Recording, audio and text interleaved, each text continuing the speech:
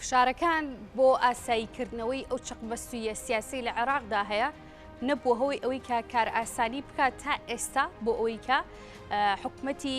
عێراق پێک بهێنرێت و تا ئێستا تەشکیل نەبووە لەگەڵ ئەوەشدا ئەوەی کە چاوەڕوان نەکراو بوو دیارە دەک و دەنگۆ باز لا چەند ئەگەرێک دەکرا بەڵام دەست لە کارکێشانەوەی سەدریش و کوتلەکەی لە ئەنجومەنی نوێنەرانی عێراق ئەو پرسە بوو کە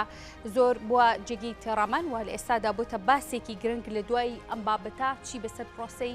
سیاسی عێراقدا دێت و تشکیلکردنی حکومت بە هەمان شێوە چی بەسەردێت لەگەڵ ئەوەی ئەو کاندیدەی کە سەدر دەستنیشانی کردبوو ئەویش ئەمڕۆ دەست لە کارکێشانەوەی خۆی وەکو کاندید بوون دیارەمە بەستم ڕاگەاند من لەسەرم بابەتە میوانێکم دەبێت گفتوگۆکانم لەگەڵیدا دەست پێ دەکەم بەڕێز دکتۆر تا حەمەد ئەمین کە بەڕێزیان ئەندامی خولی پێشوێ ئەنجومەنی نوێنەرانی عێراق بوون و ڕاستەخۆ لێرە لە ستۆدیۆ میوانی منن دکتۆر سپاس بۆ ئامادەبوونت ئەوەی کە چاوەڕوان نەکرا بوو تا ڕادێک دەست لە کارکێشانەوەی کوتلەی سەدری بوو لە ئەنجومەنی نوێنەرانی عێراق دوای ئەو پرۆسی سیاسی چی بەسەردێ لە عێراقا زۆر سپاس بۆ جەنابتان بۆ سپاس بۆ بینەرانیش هەڵبەت لەگەڵ گەرمبوونی کەشوهەوای عێراقا پرسە سیاسەکانیش بەرەو زیاتر بەرەو گەرمبوون و ئاڵۆستر دەڕوات کێشەکە لەوایە تا ئێستا حەلیشی بنەڕەتی لە نێوان لایەنەکاننی ئەمە دەرەنجامی ئەوەی کە سەدر بڵێن ئەم هەنگاوی ناوە ئەوەیە کە تا ئێستا بۆچوونەکان لێک نزیک نین بۆ تەشکیلکردنی حکوومەت و هەروەها تێپەڕاندنی ئەم ئەزمەیە کە هەیە لە عێراقا و ساڵانی یا بڵێن ئەو کاتەکانی ڕابردوو یا بڵێن دەورەکانی ڕابردوو لایەنی سێهەم و لایەنی چوارەمیش بەشدار بوو لە تەشکیلکردنی حکوومەت بەمەسی دیاریکرا و مەبەستم لێرەیە بڵێن ئەمریکا و ئێرانە ئەمریکا ئێستا بڵێن ئامانجە استراتیژیەکانی لە عێراقە بڕاستی خەریکە پاشەکشایە ئێستا زیاتر خەریکی کەیسێکی زیاتر زۆر گەورەترێکە و لە ململانەیەکی زۆر قورسایە لەگەڵ رووسایە لەبەرەوە ڕەنگە بڵێم ئەو چاوەی کە جاران ئەمریکا لەسەر عێراق بوو ئێستا کەمتر زۆر بەلایەوە زۆر ینی احتیمامەکانی کەمتر کردوتەوە ئێران بە هەمان شێوە بۆ خۆی دیسان هەر لە کێشایە و تا ئێستا نهات بۆ شێوازەی کە پێویستە کات بە کێشەکانی عێراق چارەسەرکار نهاتوتە پێشەوە جاران قاسم سلەیمانی هەبوو زۆر بەتیر و بڵێن بە گوڕ و گەرمیەکی زۆرەوە و بە تەواوەتی ئاهاتە سەرخەت بۆ لەگەڵ هەموو لایەنەکانە دانیشت و وای لێکردن کە ڕێگەچارەیەکی یا دەرچەیەک دۆزێتەوە لە ناو لایەنە ناکۆکەکانە بەڵام تا ئێستا ئەوەش بڵێن جێگرەوەی قاسم سلەیمانیش ئەو کاریگەری وا دەردەکەوێت کە ئەو کاریگەری زۆری نەبێت لە ناو لایەنەکانە ئەگەر بیتەوە نزیکتر بکەویتەوە لە ناو لایەنەکان سیرەکەی دوو بەرەی زۆر جیاوازان بەرەیشان هەردوو بەرەکە خاوەنی چەکدار و خاوەنی ملیشای چەکدارین ئەمانە بڵێن خەتەرن بۆ ئەمن و ئاسایشی عێراق لەلایەکی تریشەوە هێشتا ئەمن و ئاسایشی عێراق هەر لە بەتەواوەتی جێگیربوونان نیە داعش هێشتا هەرماوە ناو بەناو درۆن لە هەولێرە بڵێن قسفەکە کۆ بڵێ مەشاکلی زۆر هەیە کە بەڕاستی لە ڕووی ئەمن و ئاسایشی عێراقیەوە وای کردووە کە ناجیرگیریی بەتەواوەتی پێوە دیار بێت باشە دەزانین کە محەممەد هەلبووسی سەرۆکی ئەنجومەنی نوێنەران ئیمزایی یاخود واژۆی لەسەر دەست لە کارکێشانەوەی ئەندامانی کوتلەی سەدری کرد تەنها بە واژۆکردنی سەرۆکی پەرلەمان کۆتایی دێت بە کارەکانیان یاخود پێویستە بخرێتەوە دەنگدان بۆ دەست لە کارکێشان ڕئیشانەوەیە کە دەست لە کێشانەوەیان کردووە بێت جێگرەوەکان بە مباشری بێتە بڵین بێتە جیان و سوێندی یاسایی بخۆین ڕێیەکی تر هەیە لێرە ببوورە خوا دکتۆر واتە پێویستە کورسیەکانیان پڕ بکرێتەوە و ڕێیەکی تری شەیە کە لەبەرەوەی ئەمان بە جەماعی بڵێن ئیستیقالەکەیان تەقدیم کردو پێویستەکە کە بە زۆرینەی ڕەها قبول بکرێت لەناو مەبەستمەوەی بکرێتە دەنگدانەوە ئەمە دوو ڕێی هەیە تا ئێستاکانە مۆشتمڕی لەسەر و بڵێن قسە و باسی لەسرە بەڵام مەسلەی ئەوەی کە ڕەنگەمە شتێکی یاسایی تەکنیشی بێت لە ناو پەرلەمانە حل بکرێت بەر شێوەیەک بێ بەڵام ئەم خەتوەی سەدر بۆچی کردوێتی و دەرەنجامەکەشی چییە ینی ئەمە هینەکەی مهمەکی لێرە گرێگەکەیە بۆچی ئەمەی کردووە و دەرئەنجامی دواتری چییە بێ عێراق لەم دۆخی کە ئێستا هەیەی دۆخە سیاسە خراپترە بێ مشکلەکەوەیە هێشتا هەر ڕوون نییە لەبەرەوەی سناریۆکان زۆرن سەدر لەوانەیە یەکێ لە خطوەکانی ئەوە بێت کە وا بکە کە زیاتر تابعەی شارع بکات وە بڵێن شەقام زیاتر بجوڵێنێت و کاریگەری لەسەر شەقام تابنێ و بۆ دوو یاسایی کە تێیپەڕان لە ئەنجومەنی نوێنەرانە یاسای ئەمری بڵێن خۆراک و لەگەڵ یاسای تەجریمکردنی بڵێن ئاساییکردنەوەی پەیوەندی لەگەڵ ئیسرائیل وای کردووە کە شارعی عێراقی تا حدێک بڵێن وای کردووە کە با بڵێن لایەنگیری خۆی زیاتر کات ئەمانە بڵێن یەکێک لە سینارۆکانە کە ڕەنگە ئەو تەجروبەی ساڵانی ڕابردوو دەورەکانی ڕابردوو دووبارە کاتەوە کە هاتە سەر پەرلەمان و پەرلەمانی داگیرکردوای کرد کە بڵێن زەختێکی زۆری خستە سەر لایەنەکانی تر یاخود لە سەردەمی عادل عەبدولمەهدیە. ئەمە بە حکمیەوەی کە تەجروبەی پێشتر هەیە سەدر ڕەنگە یەکێک لە سینارۆکان ئەمە بەم شێوازە بێت. سیناریۆیەکی تر هەیە لەوانەیە سەدر بەپێی ئەو خوێندنەوەی کە هەیە جاران سەدر جاری وا هەبووە بە ساڵ ڕۆشتووە بە تەواوەتی سەحبی کردو لە پرۆسی سیاسیە لەوانەیە بەجێ بێڵێت و بڕاتەوە بۆ ئێران تا فترەیەک هەموو لایەنەکان کۆکە بن و یاخود دەرچەیەکە دۆزنەوە بە حکمیەوەی کە سەدەش بۆ خۆشی بڵێن نفوزی هەم بڵێن خەڵکی هەیە و نفوزی چەکداریش هەیە لەبەرەوە شتێک نییە کە ئەمان لایەنەکان بڵێن فەرامۆشی بکەن و یاخود لە دەروی بڵێن حساباتی سیاسی خۆیان قسەی لەسەر بکەن لەبەرەوە بە هەر شێوەیەک ئەیانەوێت سەدر دوور نەکەوێتەوە لە پرۆسی سیاسی عێراقا لەوانەیە بە شێوێک لە شێوەکان سیناریۆیەکی تر ئەوە بێت کە سەدر بیەوێت مەسەلەن زۆربەی دەستکەوتەکانی خۆی بەدەستێناوە و توانیوێتی لایەنگەرێکی زۆر بەدەست بڵێن بۆ خۆی کۆ بکاتەوە کار بۆ بکات کە ئەنجومەنی نوێنەران حل بکات. ئەمە کە مەبەست بۆی کە ئەنجومەنی نوێنەران حل بکەن مەبەست ئەوەیە کە دیسانەوە هەڵبژاردنێکی پێشوەختە ئەنجام بدرێت و بە پێی حسابات و هینی خۆی ئەوەیە لەوانەیە کورسەکانی لەمەی کە ئێستا زیاترە. باشە ئەم هەڵبژاردنە پێشوەختە دواتر دێمە سەر هاوپەیمانێتی کە سەدرەکان هیان بوو پێشتر ئەم هەڵبژاردنە پێشوەختە ئەگەر بکرێ بە دیاریکای تۆقیتەکەیەکەوێتە کێوە ینی پێشبینیەکەن لەگەڵ هەڵبژاردەکانی هەرێمی کوردستاندا بێکۆ ئەنجام بدرێت تا ئێستا مەڕەئە و ڕێیەکی هێندیش نییە بڵێن تەنیا هەر لەسەر زاری چەند کەسێکی دیاریکراوە لەسەر چەند زاری چەند کەسێکی پەرلەمانتار ئەم قسانە کرابێ بەڵکو لەسەر زاری سیاسەکانیش ئێستا قسە لەسەر ئەواکرێک کە وردەوردە پەرلەمان بەرە و هەڵوەشانەوە بڕات و سەر لە نوێ بڵێن هەڵبژاردنی پێشوەختە بکرێت بەڵام کێشەیەکی تر هەیە ئەوەیە کە یاسای کۆمیسیۆن خۆت یاسای هەڵبژاردنەکان هەر هەمان ئایا هەر هەمان ئەو یاسایە بێت کە دەورەیە کردوێتی یاخود دیسانەوە بڵێن گۆڕانکاری تیاکرێت و سەر لە نوێ مەجای و گۆڕانکاری تایە ئەبێت بوو گۆڕانکاری بکرێت ئەگە گۆڕانکاری لە یاساکان نەکرێت من قەناعەتم وایە دوور نییە سەدر کورسەکانی زیاتر بکات دوور نییە ینی وەکو تەخمین بە پێی ئەوەی کە ئێستا ئەم چونکە ئەم زیاتر ئیش لەسەر شارع کات یعنی بە حکمیەوەی کە ئەوێت عەتفی شارع بەلای خۆیان ڕاکێش بە هەر چۆنێک بێ و سەرکوتوش بۆ تا حەدێکی زۆر و قسە لەسەر ئەوە شەکرێک کە بڵێن جێیشێک لە با بڵێن ئەو خەڵکانی کە لە فەیسبووکە یاخود ئەو خەڵکانی کە لە وەسایلی بڵێن تەواصل اجتماعیە ئەمانە ئیشەکان وای کردووە کە کاریگەرەکانی مەسیجەکانی زیاتر بگاتە ناو خەڵک و ئەم وروژاندنەی خەڵک هەڵبەت یا ئەوەتانەیە ئەوێت بڵێن خەڵکێکی زۆر بێنێتە سەر ناوچەی سەوز و ئەوەی کە ساڵانی جارانی ڕابردوو ڕوویادی سانە دووبارەی بکاتەوە یا ئەوەتانەیە هەوڵەیەات کە هەڵبژاردنێکی پێشوەختە ئەنجام بات. باشە ینی سەدر شڵەژانێکی وا دروستەکە لەناو عێراقا دەزانین کە لە عێراق ئێستا لە دۆخێکی زۆر خراپی سیاسی و ئابووری و تەنانەت گەرباسی لێکین لە ڕووی کۆمەڵایەتیشەوە ڕۆژێکی باشی نیە ینی سەدر ئەم هەنگاو هەڵەبژێرێت بۆ شەقامی عێراقی خۆپیشاندان و جۆرێک لە ناهەمواری بە قەناعەتی من ئێستا سەدر بڕوا ناکەم ینی لە مەسلحەتیان نیە ئێستا سەر لە نوێ پرۆسی سیاسی بخاتە بەر یێژابێکی زۆر خەتەرەوەکە لە سەردەمی عادل عەبدولمەهدی ڕوویایە احتیمالە لەوانەیە نەگەڕێنەوە سەر بارودۆخی جارانی خۆیان یاخود ئەو بارودۆخە ئاساییە کە خۆیان هەیان بووە لەوانەیە شەڕ ناوخۆ ڕووبات چونکە هەرێکە و لە میلیشیاکان چەکداریان هەیە چەکی قورسیان هەیە تۆبوتیاریان هەیە یعنی ئەمانە ئەمە مشکیلەیە لەبەرەوە هەر ئالۆزیەک لە بارودۆخی سیاسی ئالۆزی لە ڕووی چەکداریەوە یاخود پێکهەڵبژانی چەکداری کاریگەری لەسەر بڵێن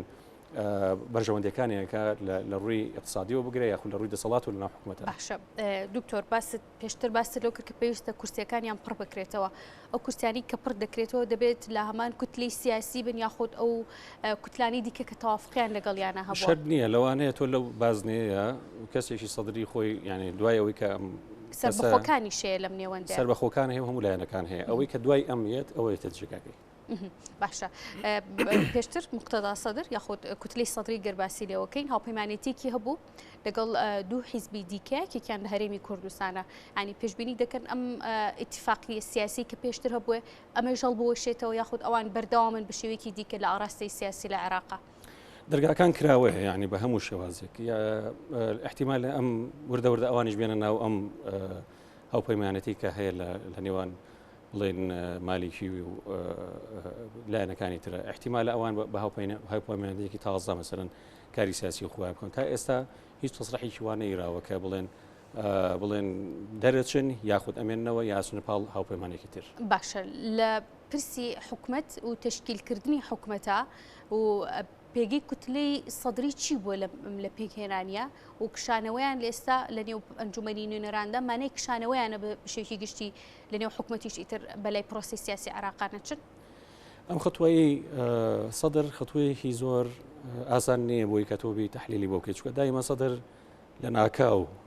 بڵێ هەنگاوانێت بورن هەنگاوندان بەبێ ئەوەی کە هیچ حساباتێکی پێشوەختی بۆ بکرێت بەڕاستی ئەوە تۆزێک ڕەنگە قورس بێت هەنگاوی داهاتوی سەدر چی بێت سەدر ئێستا نفوزێکی زۆری هەیە هەم لە ناو حکومەتە و هەم لە دەرەوەی حکومەتیش بە حکمی ئەوەی کە بڵێن خاوەنی زۆرترین کورسیە وەکو کوتلەیەک نەک وەکو بڵێن ڕوتێکی جیاوازیا بڵێن چەند حیزبێک وەکو کوتلەیەک خاوەنی زۆرترین کورسی لە ناو پەرلەمانی عێراق ئەمە وای کردو کە دەسەڵاتێکی فراوانی هەبێ و هەروەها لە ڕووی ئیقلیمی و لە ڕووی دەولیشەوە بە هەمان شێوە ڕەنگە حساباتێکی زیاتری بۆ بکەن سەرباری ئەوەی کە خاوەنی میلیشایەکی چەکداری بەرفراوانە کە ئەمانە بۆ خۆشی قووەتێکی و هێزێکی پێبەخشیوە. باشە لە بەرامبەر سەدریەکاندا کە لەناو خۆیاندا زیاتر ئەم پرۆسە سیاسی تۆزێک لێکترازانی زۆریش لێکترازانی دروست کرد ئەویش کوتلەیەکی دیکە بووە لە نێو شیعەکانە ئەم کوتلەیە وردە وردە کارەکانیان چی بەسەر دێت هەڵوێستیان چی دەبێت و لە نێو پرۆسی سیاسی عێراقدا قەزت کام کوتلەیە؟ مەبەستم چوارچێوەی هەماهەنگی شیعەکانە کە کوتلەیەکی ئەوانی شەر شیعەن تا ئێستاش ئەوان ئەڕوانەوەی دەرەنجامی ئەم ئیستیقالەیە چییە بێت ئایا جێگرەوەکانیان ئەو کاتە تۆ هەموو خەریتەی سیاسی عێراق لەناو پەرلەمانە ئەگۆڕێت دەسەڵاتەکان بڵێن گۆڕانکاری بەسەرایەت یا ئەوەتانەیە سەدر بەتەمایە کە پاشەکشەیەکە لە هەموو پرۆسی سیاسی واز لە کاری سیاسی هێنێ تەماوەیەک ئەمەشیان بۆ خۆی حساباتێکی تر ڕەنگە بڵێن لایەنەکانی تر بڵێن دەرهاویشی تری بۆ حاضر بکەن یاخود بۆ بڵێن هەنگاوی تری بۆ حاضر بکەن یاخود ئەوەتانەیە بەرەو هەڵەشانەوەی پەرلەمان ئەڕۆن ئەمەشیان بۆ خۆی هەرکەیسێکی ترەوەکو باسم کرد و هەر یەکێک لەم بڵێن دەرچانەوەی هەر یەکێک لەم ڕێگایانە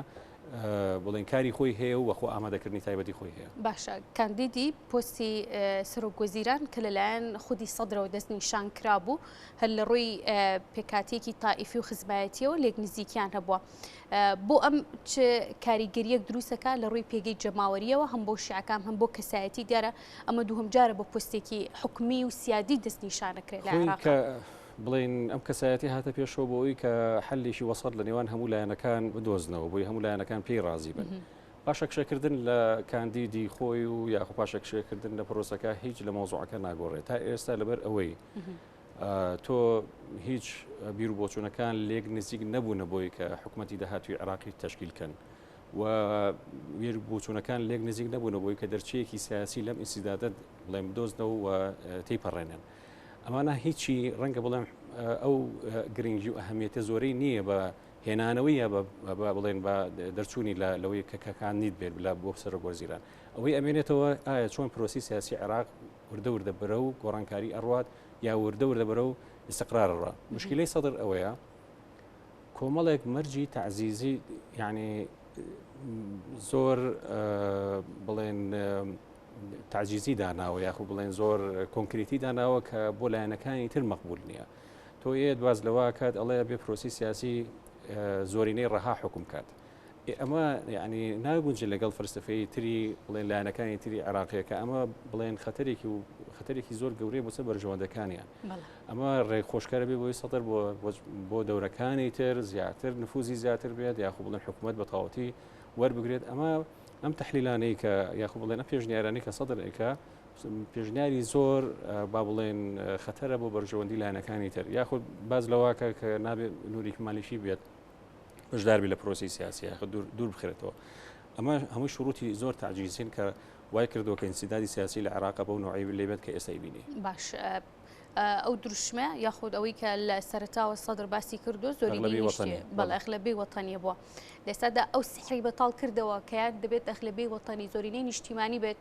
یان ئەوان بەشداری حکوومەت ناکەن هێشتا هەر مۆسڕە لەسەر ئەوەی کە زۆرینەی نیشتیمانی بڵێن حکوومەت پێک بهێنێ و ئەوەی کە پاشەکشەی کردووە تا ئێستا بڵێن ئامانجەکەی دیاری نییە سەدر ئایا ئەم پاشەکشەی لە پێناوی چیایە لە پێناوی ئەوەیە کە دەرچەیەک بدۆزێتەوە بۆ بڵێن ڕزگارکردنی عراق لەم ئینسیدادی سیاسی کە هەیە یاخود دەرچێک بدۆزێتە بۆی کە حکومەت تشکیلکە یاخود دەرچێک بدۆزێتەوە بۆی گەلانەکانی تریش ڕازی بکە کە بێنە ناو حکومەتەوە یا حکومەت تشکیلکەن ئەمانە هێشتا ئەوەی کە ئەم خطوەی کە ناوێتی سەدر هەدەفەکانی دیارینی واضح نییە باسی لەوە نەکردووە و تەڕاجوعیشی لە هەموو شەرتەکانی خۆی نەکردووە یا تەڕاجوعی لەو شتانە نەکردووە کە خۆی باسێکە بە تایبەتی ئەوەی کە باز لە مەسلەی زۆرینی نیشتیمانی ئەغلبی وەتەنیەکە کە ئەبێت ئەو سەرۆکاتی بڵێن حکومت وەرگێ و زۆربەی وەزارەتەکان لای ئەو بێت و یاخود و وردەوردەوای لێبێ ڕەنگە تاگڕەوی دروستکە کۆمەڵێک لەو هینانەی کە احتیمالە لە چەند ساڵی داهاتووە دەرکەوێت. باشە دکتۆر پێشبینی ئەکرێت کە ئەم بڕیاری مقتەدا سەدر و کوتلەی سەدریەکان لەگەڵ یاخود بە تەوافقێک بێ لەگەڵ کوتلەکان بە تایبەتی لەگەڵ هاوپەیمانەکان یا بەدوای ئەودا هاوپەیمانەکانیشی هەمان ڕەتفعل و ڕێکشنیانی بۆ دەست لە کارکێشانەوە. من قەناعەتم نییە سوودنەکان خطوەی وابنێن و قەناعەتیشم نییە و لایەنە کوردی کە لەگەڵ یانە بەشدارە کە پارتی دیموکراتی کوردستان نەبێت ئەو خطوەیە بنێت وەلەو لە سیاسەتە شتی احتیمالە یعنی هین نییە بڵێن شتێک نییە کە ئەمڕۆ احتیمالە تۆ هەنگاوێک بنەی لە بەرژەوەندی خۆتایە بۆ بەیانی هەنگاوەکەت بگۆڕی کە زیاتر بەرژەوەندەکانت دەسەسپێنێ لێرە بەست بەرژەوەندەکان دەورە بینێ بە قەناعەتی من ئێستا نەسوونەکان لە بەرژەوەندیانەکە لەم عملیاتە سیاسیە بچنە دەرەوە یاخوندان لایەنە کوردێکی کە لەگەڵ یانە بەشدارە ئەوەی کامێنێتەوە سەدر ئەوەیە کە ئەوێت بە هەر چۆنێک هەیمەنی خۆی بسەپێنێت یا دروستە یا کاریزمەی خۆی بە تەواوەتی لە ناو عێراقەکانە بڵێن بەهێزتر بکە توانیوێتیەوە بکات تا ئێستا ئەم خطوەیە وای کردووە کە هەموو خەڵکی یاوز لێ زۆربەی لایەنەکانی تووشی شۆ کردو ینی بەڕاستی کەس تەوقعی ئەوەی ناکرد کە نزیکی ئێستا ئەوەنە ناپەرلەمان بڵێن تەقدیمی استقالەکەی بکات و یاخود کاندیدەکەی بکشێنێتەوە یان تا ئێستا هیچ تەسریحێکی واضحی سەریحی نایەوە کە لە پێناوی چی ئەم کارە ئاکات. باشە دکتۆر دوا پرسیارم لەسەر ئەوەی هەنگاوەکانی دواتری هەم ئەنجومەنی نوێنەران و ئەم حکومەتی کار بەڕێکەری کە هەیە چی دەبێت حکومەتی کار بەڕێکە ڕۆلی چیە بێ وابستە بۆش لەسەر پرسی ئەو دەزۆردانە دەریکی و دەوڵەتیانە کە هەیە لە عێراق زۆر باسی لەوە دەکرێت بۆچی ئەوان ڕۆڵیان نەبوو تا ئێستا. مەسەلەی ئەنجومەنی نوێنەران هێشتا هەر چوارچوەکەی خۆی وەرگرتووە ئەگەر لە ڕووسی یاسایەکەەوە بگرێت ئەم استقالانە کە تەواو ئەبێت هەڵبەت دەبێت جێگرەوەکانیان بێت و هەمان کاری خۆیە کات و هیچ گۆڕانکارێک لەو مەسەلەیە ڕوونایەت بەڵام بە غەیری ئەوەی کە لەوانەیە بڵێن سەربەخۆکان زیاکە لایەنەکانی تر زیاکە لەوانەیە من نازانی نانێ ئەوانی کە نەجگای کوێن و سەربەچ لایەنەکەن بەڵام ئەوەیە وەکو لایەنی قانونی و یاسایی خۆی بەو نوع بەردەوام بێ بەڵام بەنسبەت حکومەتی شەوە حکومەتی کاربڕێکەرە لەبەرەوە دەسەڵاتەکانی زۆر سنووردان ناتوانێت زۆر مەسائل هەیە کە بێت دەست پێشخەری بکەن لە مەسائلی تەشریعی قانونای و تەقدیمی مەشروعی قانون بێت یا هەر مەسلەیەکی تر بێت لەبەرەوە زۆر دەستکراوە نییە لەوەی کە بڵێن کارەکانی خۆی جێبەجێ بکات ئەمێنێتەوەی کە ئایا حکوومەتێکی بڵێن قازی وەتانی دروستەکەن دوای ئەمە بەرەو گەڕاوەوە ناڵم گەڕاوەوە سەر هەنگاوەکانی داهاتوو ئایا زیاتر بەرەو ئەوە ئەڕۆن کە ئەنجومەنی نوێنەران هەڵوەشێنرێتەوە ئەو کاتە تۆ ئەبێت حکوومەتێکی قازی وەتانی دروست بکرێت و وردەوردە کارەکانی بەردەوام بێتە ئەو کاتی حکوومەتی نوێ تشکیل دەبێت و یاخو بڵێن پەرلەمانێکی تازە دروست دەبێتەوە و دوا بەدوای ئەوە ڕێکارەکانی ترێتە پێشەوە. بەنسبەت ئەوەی کە باسی کرد مەسلەی لایەنە دەریشەکان تا ئێستا لایەنە دەریشەکان چاوەڕێن یعنی بڵێن سەیری وەزعەکە کە بەرەو شۆ ئەڕوات سەدر بەشێکە لە پرۆسی سیاسی هەموو پرۆسی سیاسی نییە لەبەرەوە ئەوان بەو نوعا سیرەکەن لایەنێک هاتوۆتە دەرەوە و بڕوای بەوە نییە کە بەشدار بێت و ئەوێت گۆڕانکاری بکەێت و کۆمەڵە شەرتی هەیە و ئەوێ بیسەپێنێت لەبەرەوە چاوەڕێن بزانین لایەنەکانی تر چۆن ڕەدەفعلیشانە بێ بەنسبەت ئەوە بەردەوام ببن یاخو سراعەکە گەرمترە بێ یا پێشنیاری تازەتریان یێتە پێشەوە مەسلەی هەڵبژارنی پێشوەختە و دیسانەوە سەر لە نوێ بڵێن گەڕانەوە بۆ نقطەی سفر لەبەرەوە ئەمانە هەمووی چۆنەڵێ لەسەر مێزەکە مەطروحە و لایەنەکانی بڵێن لایەنانەی کە ئەمریکا بێت چێ بڵێن ئێرامی چاوەڕێی ئەم دەست پێشخەریانەی پرسیارم لێ کردی بەڵام دکتۆر پرسیارێکی دیکەش بە مشکمان لەسەر ئەوەی کە پێکەنانی حکوومەت پرۆسی سیاسی عێراق بەبێ سەدر سەرکەوتووە بێ. من قەناعەتم نییە هیچ لایەنێک بچێتە دەرەوە بڵێن حکوومەت ئیستقراری پێوە بکات چونکە ئەمانە خاوەنی هێزی میلیشیان لە ناو عێراقا لەوانەیە دوای بەدوای ئەمە تەقینەوەکان زیاتر بکات اختیالات زیاتر بێت بە ئامانجگرتنی شوێنە گرنگەکان لە مەسەلەن لە دام و دەستگا حکومیەکان بە هەمان شێو لەوانەیە شارع زیاتر بجوڵێنێت وا بکات بە بەردەوامین پەشێوی و ناجێژیری دروست بێت پەنابرێتە بەر مەسەلەن خوێنکاران یاخود ئەو خەڵکانی کە بە عەقد دامەزراون یان ئەوانی کە دانەمەزراون یعنی ناڕازیەکان بە شێوەیەکی گشتی لەبەرەوە تۆ چوونە دەرەوەی سەدر ینی بڵێن هەنگاوێکی با بڵێن زۆر بە ئینگلیزیەکە کەڵێ سیف یانی هەنگاوێکی زۆر دروست نییە پارێزرا و دروست نییە بەنسبە پرۆسی سیاسی لە ناو عێراقا کە ئەمە کاریگەرێکی زۆر خراپی بێ بۆ هەم لایەنەکانی تر و هەم بۆ شاری عێراقی و هەم بۆ بەردەوامبوون لە حکوومەتی ئەمەی ئێستا هەیە. بەڕێز دکتۆر تەها حەمەدەمین کە بەڕێزیانە دامی خولی پێشێن جوبەی نوێنەرانی عێراق بوون سپاس بۆ ئامادەبوونیت.